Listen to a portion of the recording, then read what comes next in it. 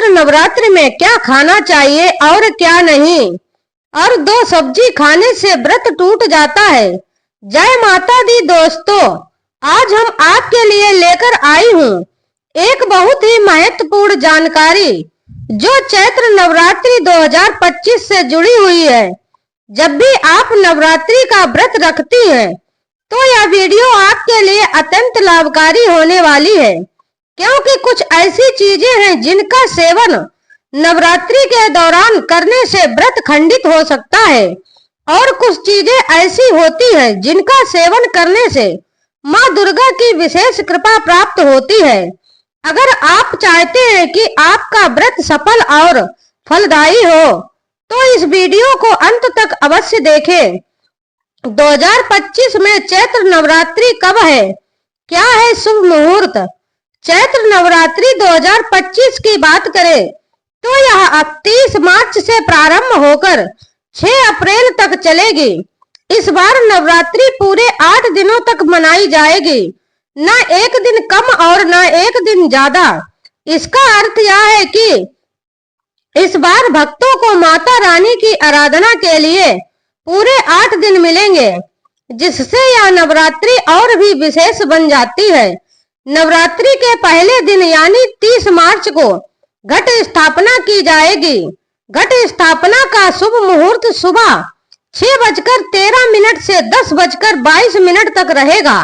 यह समय बहुत ही शुभ और पवित्र माना जाता है, क्योंकि इसी दौरान माँ दुर्गा की कृपा को प्राप्त करने का अच्छा शुभ अवसर होता है। ऐसी मान्यता है कि जब माता हाथी पर विराजमान होकर आती हैं, तो यह समृद्धि, शांति और कल्याणकारी संकेत होता है। इस दौरान भक्तों को भक्ति का पूर्ण लाभ मिलता है और उनका जीवन सुखमय हो जाता है। माता रानी का आशीर्वाद उनके जीवन में खुशियां भर देता है। कौन कौन से दिन व्रत रखा जाएगा और कौन कौन सी देवी की होगी पूजा? 30 मार्च शनिवार घट स्थापना और माँ शैलपुत्री की पूजा। 31 मार्च रविवार माँ ब्रह्मचारिणी और माँ चंद्रघंटा की पूजा। 1 अप्रैल सोमवार माँ कुष्मांडा की पूजा। 2 अप्रैल मंगलवार माँ स्कंद माता की पूजा। 3 अप्रैल बुधवार माँ कात्यायनी की पूजा। 4 अप्रैल गुरुवार माँ कालरात्रि की पूजा। 5 अप्रैल शुक्रवार माँ महागौरी की पूजा। 6 अप्रैल रविवार माँ सिद्धिदात्री की पूजा और कन्या पूजन। अब आइए बात करते हैं कि नवरात्रि में क्या खाना चाहिए और क्या नहीं। अब बात करते हैं नवरात्रि में आहार से जुड़ी उन महत्वपूर्ण बातों की जिन्हें जानना हर व्रतधारी के लिए जरूरी है। आइए सबसे पहले जानते हैं नवरात्रि में कौन सी चीजें नहीं खानी चाहिए। नंबर 1, पानी पूरी अर्थात गोलगप्पे। गोलगप्पे में खट्टे तत्व होते हैं और नवरात्रि के दौरान खट्टी चीजें वर्जित मानी जाती हैं। विशेष रूप से शुक्रवार के दिन खट्टा खाने से माता संतोषी नाराज हो सकती हैं। नंबर 2, नींबू और इमली। शुक्रवार को नवरात्रि पड़ने पर नींबू और इमली का सेवन बिल्कुल नहीं करना चाहिए। नंबर 3, प्याज और लहसुन। लहसुन और प्याज या तामसिक भोजन माना जाता है, जो व्रत की शुद्धता को भंग कर सकता है। नंबर 4, तेल में तली हुई चीजें।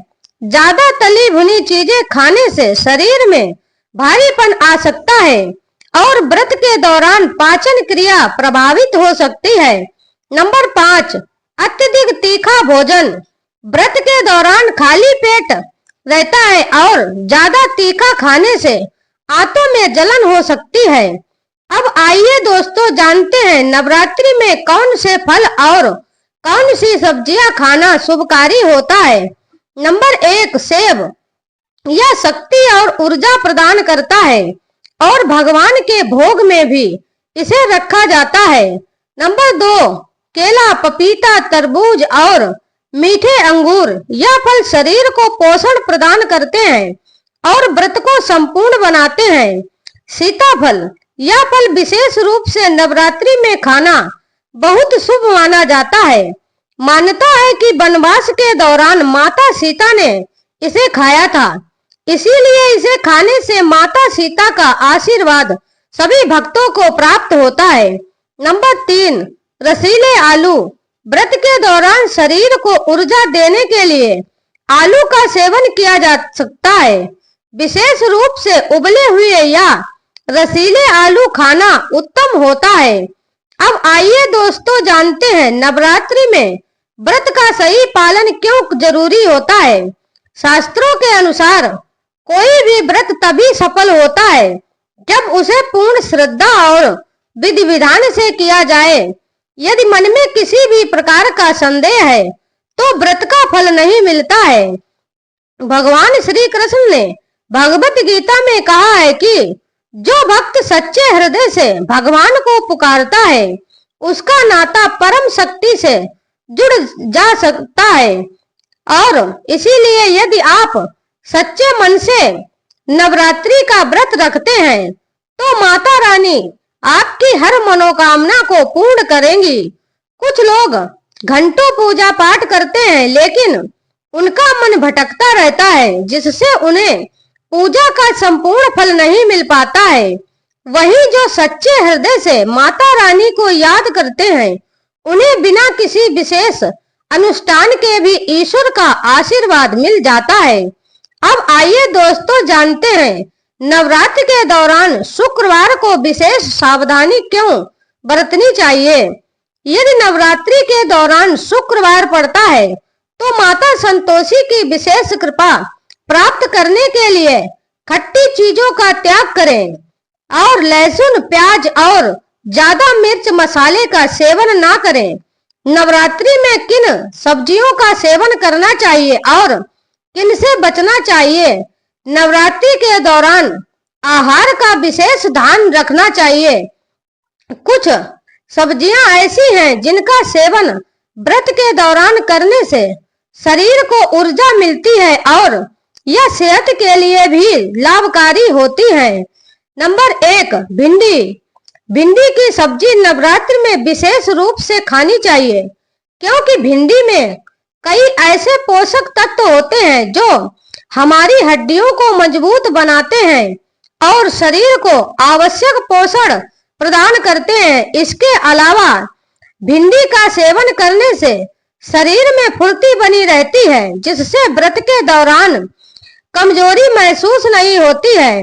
नंबर 2, बैंगन की सब्जी भी नवरात्रि के दौरान खाई जा सकती है लेकिन एक विशेष नियम का पालन करना जरूरी है, इसीलिए बैंगन खाया जाता है। यदि नवरात्रि के दौरान सोमवार का दिन पड़ता है तो उस दिन बैंगन नहीं खाना चाहिए। ऐसा करने से पाप लग सकता है और व्रत का संपूर्ण फल प्राप्त नहीं होता है।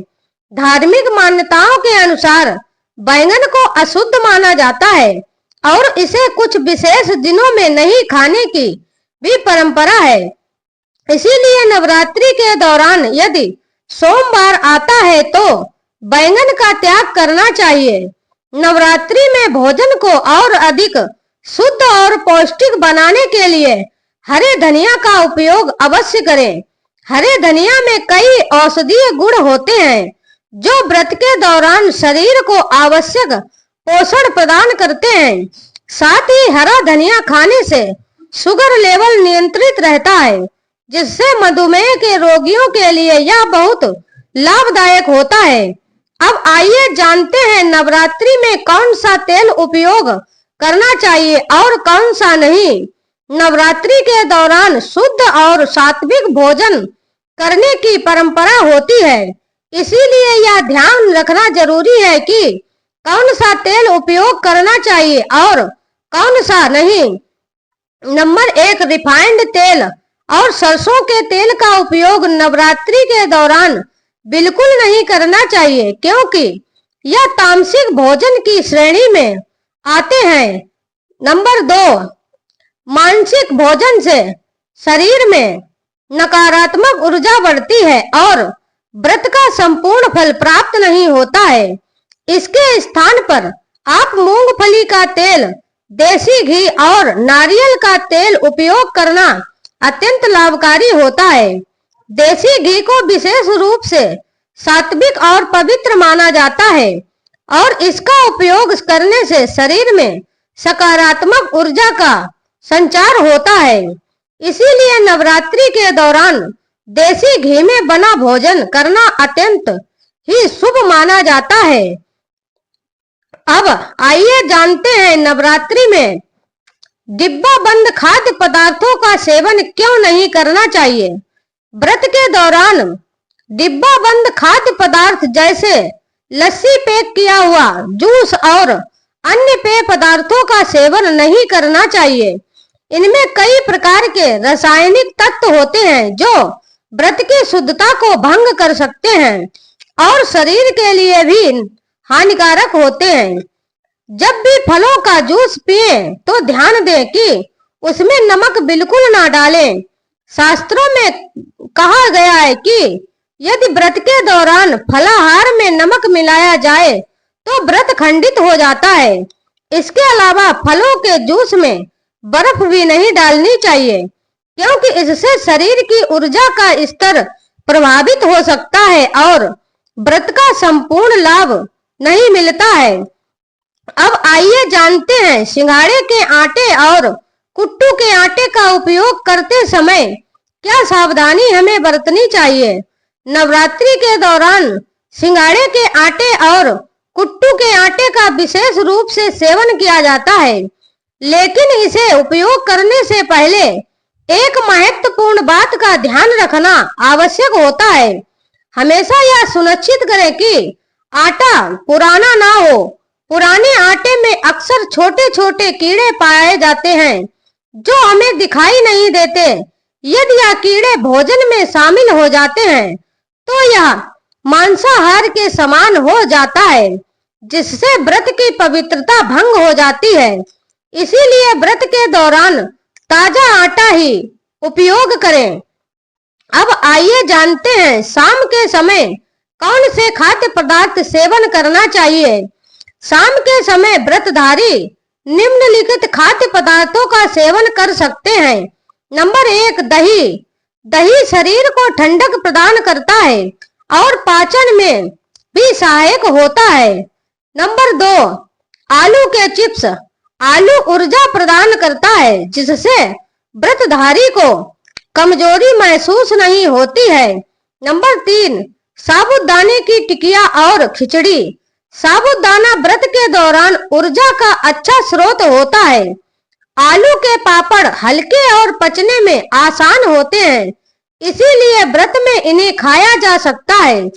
इसके अलावा दूध और चाय का भी सेवन किया जा सकता है, लेकिन ध्यान रहे कि चाय में नमक नहीं डालना चाहिए। ऐसा करने से न केवल व्रत खंडित हो सकता है बल्कि यह हड्डियों के लिए भी हानिकारक होता है।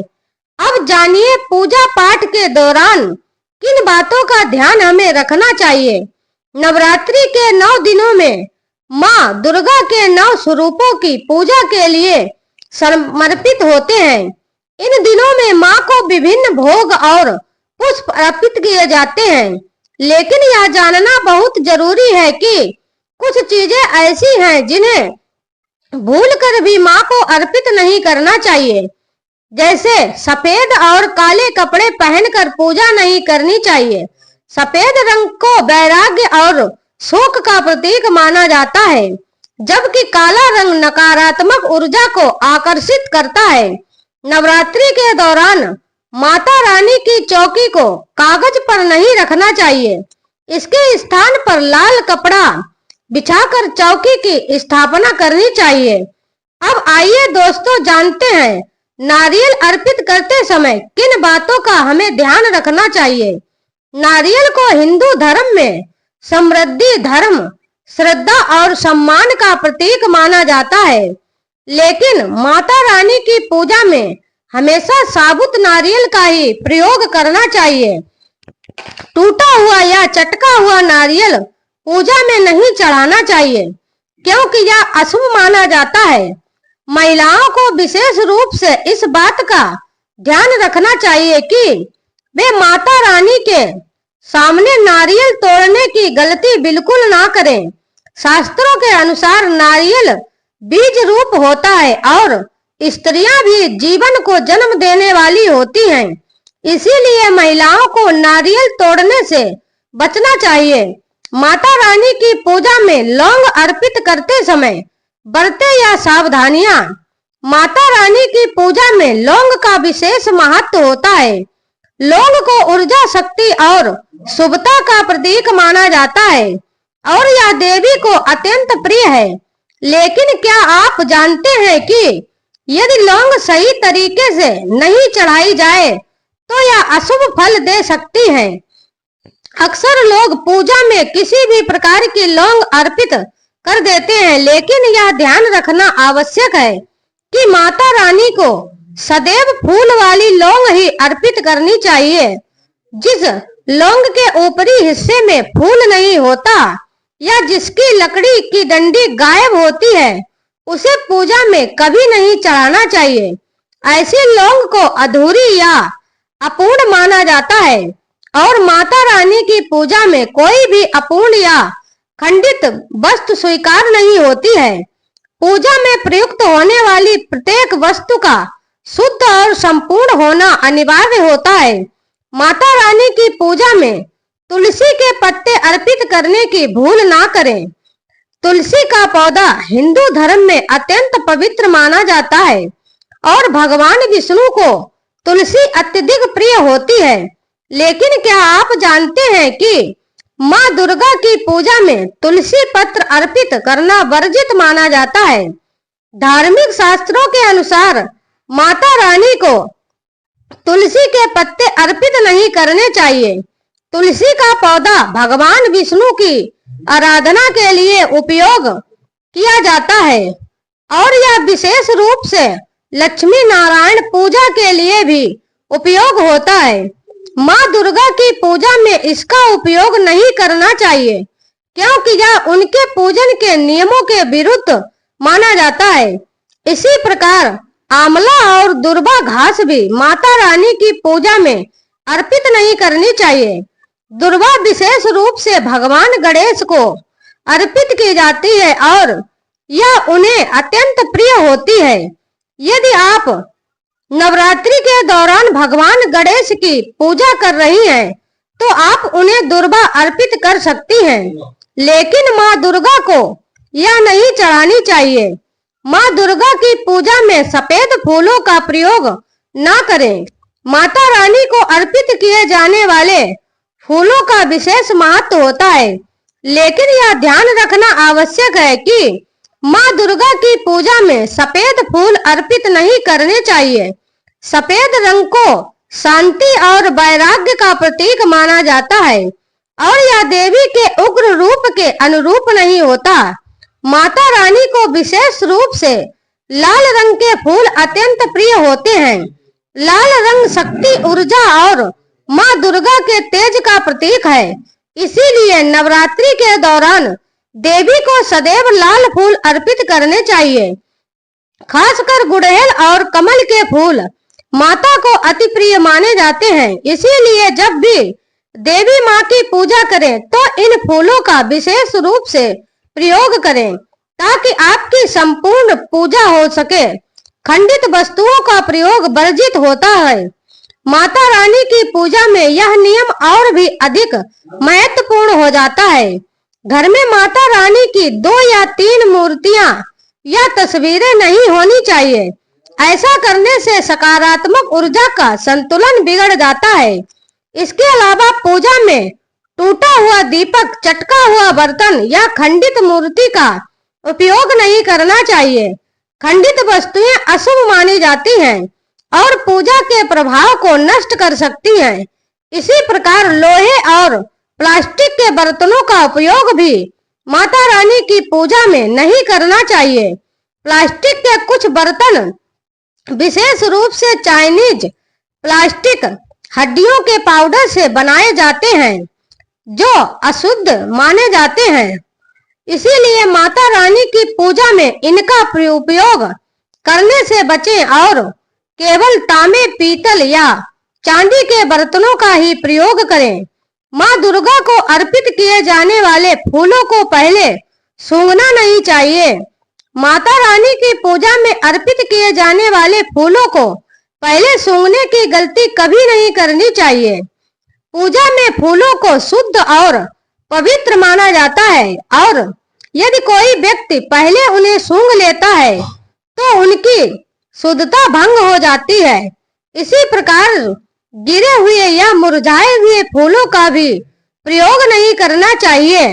माता रानी को केवल ताजे और सुगंधित फूल अर्पित करने चाहिए, क्योंकि वे पवित्रता और सकारात्मक ऊर्जा का प्रतीक होती है। पूजा के दौरान माता रानी को स्नेह और श्रद्धा से बुलाएं। नवरात्रि के दौरान माता रानी हमारे घरों में निवास करने आती हैं और हमें आशीर्वाद देती हैं।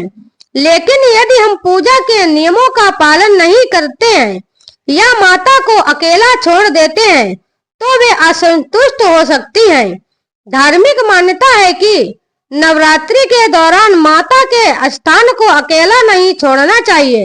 यदि आप माता की चौकी स्थापित कर रही हैं तो वहां नियमित रूप से दीपक जलाएं और भजन कीर्तन करें। माता रानी को अपने घर में आदर और सम्मान के साथ बुलाएं ताकि वे प्रसन्न होकर आपको सुख समृद्धि का आशीर्वाद प्रदान करें।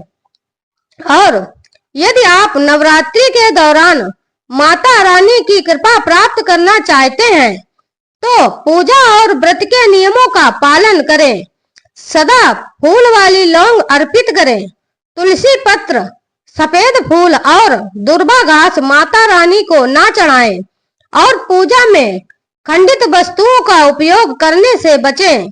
यदि आपको यह जानकारी उपयोगी लगी हो तो इस वीडियो को लाइक करें और हमारे चैनल वास्तु टिप्स 33 को सब्सक्राइब करना ना भूलें और कमेंट बॉक्स में जय माता दी अवश्य लिखें। मिलते हैं अगली वीडियो में, तब तक के लिए जय माता दी, जय श्री कृष्णा, राधे राधे।